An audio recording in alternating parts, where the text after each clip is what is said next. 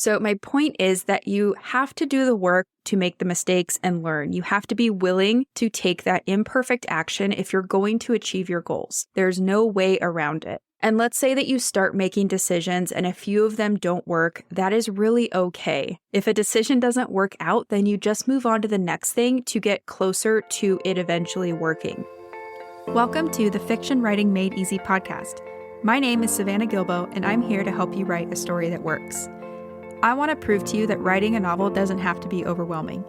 So each week, I'll bring you a brand new episode with simple, actionable, and step-by-step strategies that you can implement in your writing right away. So whether you're brand new to writing or more of a seasoned author looking to improve your craft, this podcast is for you. So pick up a pen and let's get started. In today's episode, we're going to talk about something that I know a lot of writers struggle with, myself included, and it's the idea of perfectionism versus procrastination. You might have heard me say this before, but I am a recovering perfectionist, meaning that I know I can be a perfectionist, and I also know that it doesn't really serve me as well as I might have once thought it did. I talk to a lot of writers who are at all stages of the writing, editing, or publishing process that also deal with perfectionism, but it's especially something that writers deal with when they're just starting out or when they're in the beginning section of their stories. Those tend to be the two biggest times I see perfectionism literally stop writers in their tracks. And what's funny is that if you're anything like me, it's almost like we think that by being a perfectionist or by trying to have everything perfectly figured out before we start writing or before we dig into revisions or before we query agents or whatever it is, it's almost like we think the results of whatever we're doing will be better, but that's not really true. Because in most cases, we wait so long to actually do the work or send out those queries or move from an outline to actually writing a draft or whatever it is. We wait so long that it ends up never getting done. And then if you're like me, you feel like a little bit of a failure. So maybe you start researching how to organize yourself better or how to improve your writing process or whatever it is, but still nothing gets finished. So here's the thing that I've come to realize. Perfectionism is really just another form of procrastination. And I'm going to say that again because I think it's so important. Perfectionism is another form of procrastination. And to take this one step further, I also know that allowing yourself to take action, make decisions, and probably make some mistakes is how you're going to continue learning and growing and how you're finally going to finish your draft or get your book out into the world. So you have to be okay with making mistakes. Now, if you're a perfectionist, you're probably thinking, whoa, I don't like the idea of this, but just hear me out for a second because this is where I'm coming from. Over the last 12 months, I've really challenged myself to start making decisions more quickly. And this is not something that comes natural to me. I really like to take my time and weigh the pros and cons of everything, gather all the facts and things like that. But more often than not, that results in me making no decision. And in many cases, if I don't make decisions, I don't hit my goals, whether those goals are writing related, personal, or professional. Because you do have to take action to move forward to hit your goals, right? Logically, I think we all know this, but it's not always easy to do. So I wanted to share what has helped me because maybe it will help you start to get into action. And what really helped me was hearing one of my business mentors talk about this idea of a cut bait date. And basically, this means that no matter where you're at in the process of whatever you're working on, by that cut bait date, you're just going to have to say, okay, the time is up. I have to make a decision. I'm going in this direction with my plot, or I'm choosing this story idea to write next, or I'm going to work with this editor or coach, or I'm taking this writing course, or I'm going to cut this scene, or whatever it might be. So hearing this idea of a cut bait date was really helpful to me once I started to put that into practice. Also, around that same time that I heard about this idea of a cut bait date, I was working with a writer who had been waffling back and forth between publishing their book or putting it through another round of editing. And we talked about this video that he had seen where Seth Godin used the term ship it, which basically means to just get your work out into the world, even if it's not 100% what you want it to be. And I've seen this video before. It's really fantastic. I'm going to link to it in the show notes in case you haven't seen it. But basically, there comes a time, it's usually a specific date, where you need to say that enough is enough and you need to move on. And the more you waffle back and forth, or the more you wallow in whether you made the right decision or not, all you're doing is eating up your creativity, your bandwidth, your time, and your energy. Because as Seth Godin says, until you ship it, you never know if it's going to work or not. And the more you overthink that decision to ship it, the more you're just delaying the inevitable. Now, again, this might make sense logically, right? It's easy to be like, okay, yeah, this makes sense, but it's a whole different story to put this into practice. And I know this because, like I said, I am a recovering perfectionist too. And I will share with you a quick story of how I put this into practice recently and how something still came up that didn't feel great, but I kept going and I'm really glad I did. So just the other week, I was doing a presentation for a group of writers, and we were talking about scene structure and how to write a meaningful arc of change in a scene and things like that. And then we were about, halfway through the presentation, and somebody in the audience pointed out in the chat that I had a typo on one of my slides, and then it turned into them basically questioning my ability as an editor because I had a typo on my slide. And I'm sharing this with you for two reasons. First, because obviously I could have spent more time checking the spelling and grammar on each individual slide because I had a typo, right? I could have spent more time fixing it. I could have also paid somebody to check it for me and correct it for me or something like that, right? Those things would have both taken extra time, and if I hired somebody, that would have required a financial investment.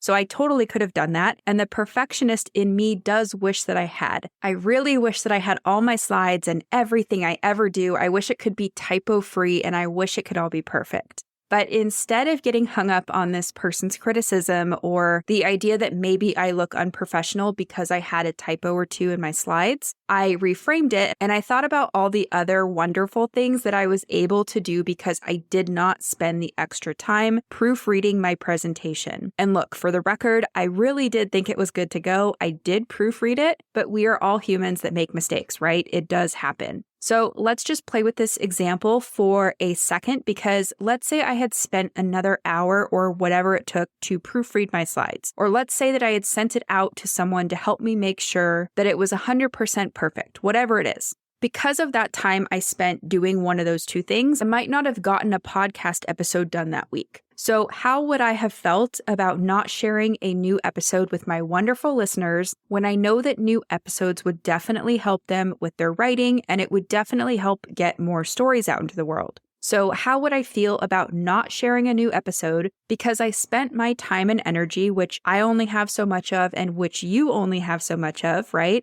How would I have felt if I spent my time and energy making sure a slide deck was 100% perfect instead of getting out a new podcast episode for you? Knowing myself, that would have not felt very good. And here's the thing. There were so many people that were at that presentation that just loved it. I got a lot of great feedback on how what we talked about helped them or opened their eyes to something in their own writing or whatever it was. So even though there was a typo here and there, I like to look at the good things that this imperfect presentation did.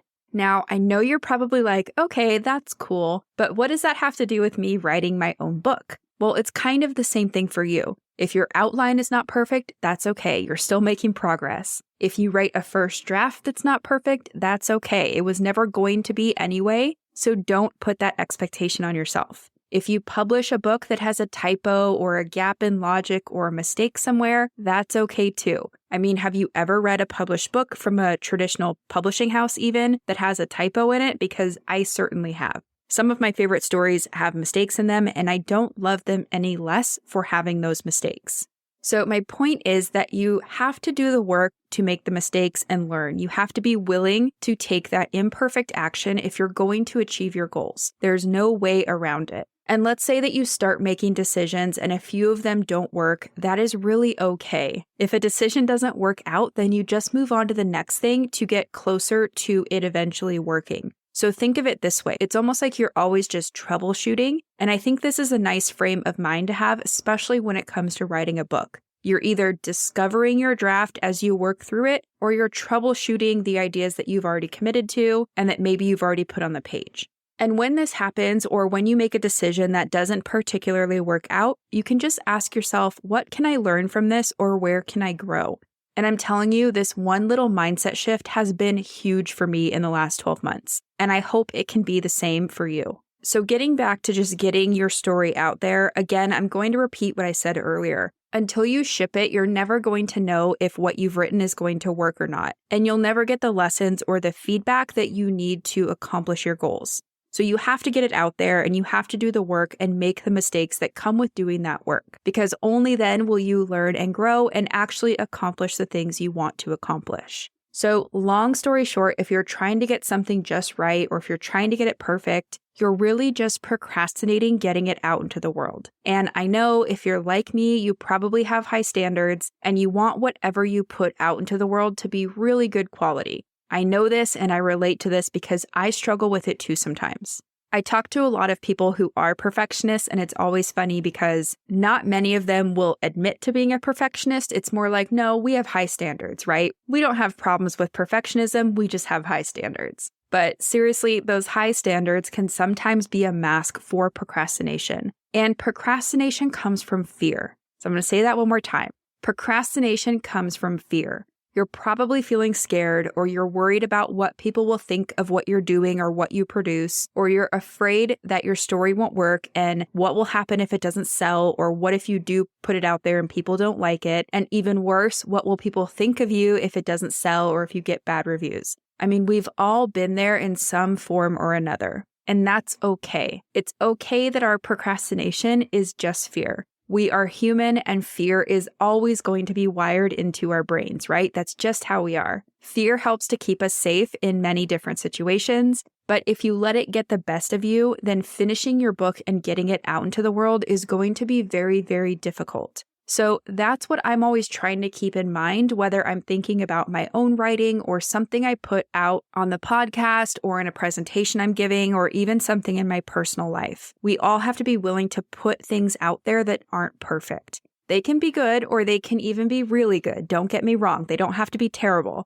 but they don't have to be 100% perfect either. And again, that's because perfectionism is not going to happen on your first shot at anything. Let's just say it's not going to happen at all, right? We probably shouldn't expect perfection ever. But you do have to get your stories out there. You have to get feedback. You have to see how people are resonating with what you've written. You have to see how they're reacting to it and see how you can make it better and things like that. So the more you can start taking action and making decisions quickly, the better and more natural it will eventually feel for you to do so. The biggest hurdle that you will need to get over is your own mindset or feeling okay with putting something out there that's just good, not perfect. So I want you to feel like it's okay to put something out there that's good and not perfect, because you know that you're going to get to that greatness or that type of story that you're really proud of if you put it out there, pay attention to the feedback and how people are responding to whatever it is that you put out into the world. So if you are a perfectionist or someone with really high standards, the next time that you're faced with a decision, I challenge you to be aware of the time you're spending on making that decision. Give yourself a time frame to figure it out, make that decision, cut bait, and never look back.